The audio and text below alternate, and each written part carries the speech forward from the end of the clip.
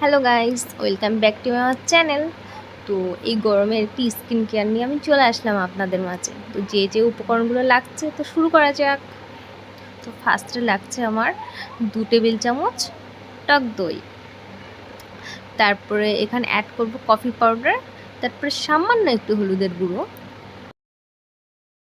উপকরণ স্কিনের জন্য খুব গুরুত্বপূর্ণ একটা উপাদান।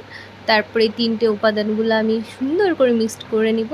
তারপরে স্কিনটা আমি জল দিয়ে ধুয়ে এসে মুখে ঠিক এইভাবে অ্যাপ্লাই করব। আস্তে আস্তে সারা মুখে অ্যাপ্লাই করে নেব। তারপর আমাকে ঠিক 20 মিনিট মতো ওয়েট করতে হবে। দেন সাবান ছাড়া নর্মাল ওয়াটার দিয়ে মুখটা সুন্দর করে ক্লিন করে আসতে হবে। এখন দেখতেই পাচ্ছেন কতটা সুন্দর লাগছে, আমার স্কিনটা কতটা সফট। এখন আপনারা চাইলে ময়েশ্চারাইজার লাগিয়ে নিতে পারেন। তো লাইক কমেন্ট কিন্তু করতে একদমই ভুলবেন না। Thank you.